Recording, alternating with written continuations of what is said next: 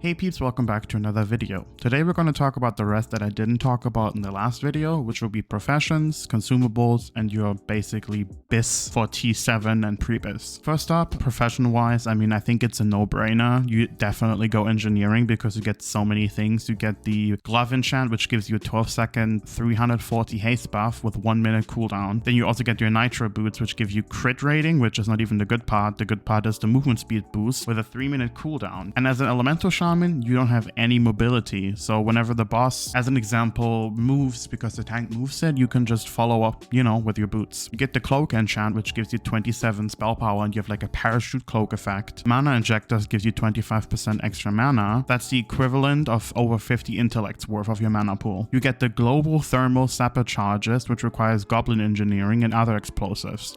BiS for AoE damage and speed clearing, of course. You also get the frag belt enchant, which is basically a free cobalt frag grenade every 6 minutes. It doesn't share cooldown with any other explosives, however has a 0.5 second cast time. Now you're probably wondering, what will be the second profession? Well, the second profession leaves you a bit of wiggle room. Basically everything is decent. There's obviously some things that are better than others, but it's not as good as engineering, as an example. So you should definitely get engineering in your second profession. Let's say you already have Jewelcrafting, totally fine. You already have alchemy, that's also fine. You already have leatherworking, totally fine as well. You don't need to swap it immediately if you don't have the money, like it's not gonna kill you, but obviously swapping to a better secondary profession will give you a DPS increase. On the screen while I was talking, you were able to see a picture of all the professions and the DPS increases they give. And as you can see, tailoring and jewelcrafting are basically pretty much up there. Tailoring is a cloak enchant which has a 45-second ICD and a very high proc chance. A little bit of googling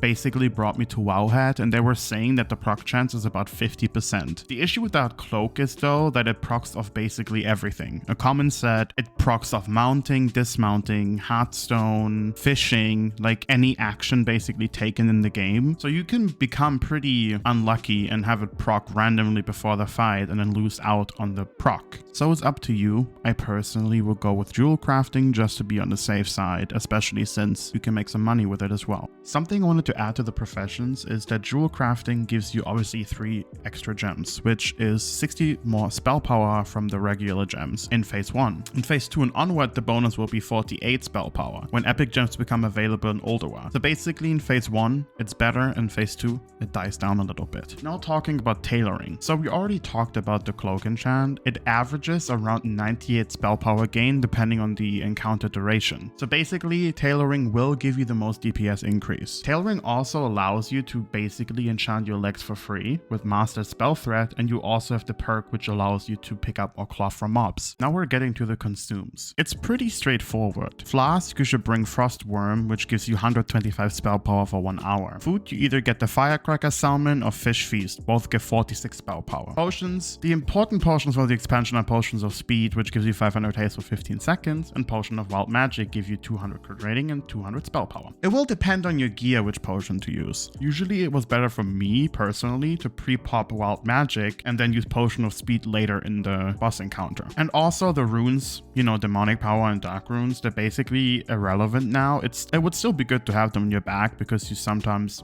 might need a little bit of extra mana, but you don't need to stack 2 billion dark runes anymore. Now, what weapon oil do we use? Basically, we no longer use weapon oils, we just use Flametown weapon because it gives us a flat spell power increase. So if you really thought you need weapon oil, that's some good news for you because you have to use less gold.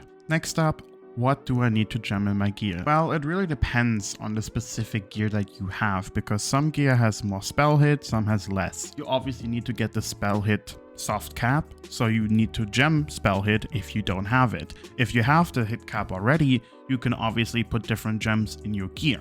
It really depends on you, and you should definitely sim it to see what the best DPS increase is. Recommendations on which gems to put in for the specific color I will put on the screen. Most importantly, make sure your meta gem is active because that's the biggest DPS increase. Before we get to the BiS gear, I want to talk about the enchants. They're still pretty straightforward. It's basically the same as TBC, just empowered version of it. Weapon wise, we have Mighty Spell Power, Shield is still with Intellect. Helm is the Arcanum of Burning Mysteries, sold at Karentor, the Quartermaster at Revered Reputation, so you need to grind that. Shoulders, it's the Greater Inscription of the Storm, sold at Sons of Hodir Quartermaster at Exalted, so you also need to grind that. Cloak-wise, you either have the Tailoring Cloak enchant or the Engineering Cloak enchant. If you don't have either, you can go for Greater Speed. Chest is pretty simple with powerful stats. Bracer, superior spell power. Gloves, it's either the Engineering enchant or the exceptional spell power one. Belt is the Internal Belt Buckle, which basically is a blacksmith socket that the blacksmith can sell, and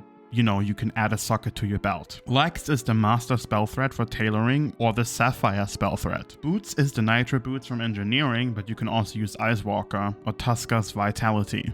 Now we're getting to the interesting part, your best in slot pre-raid. So the pure BiS is basically a myth. It exists, obviously there's always the best item for you, but the BiS always changes from player to player. It depends on the fight length, your external cooldowns, your professions. So the options that I will show you now is basically something that you can orientate yourself on. It always depends on what race you are, what gear you have, what your enchants are, or your gemming. As an example, if you're a Draenei, you obviously need less hit, so you can swap out a gem or even a hit piece for something else.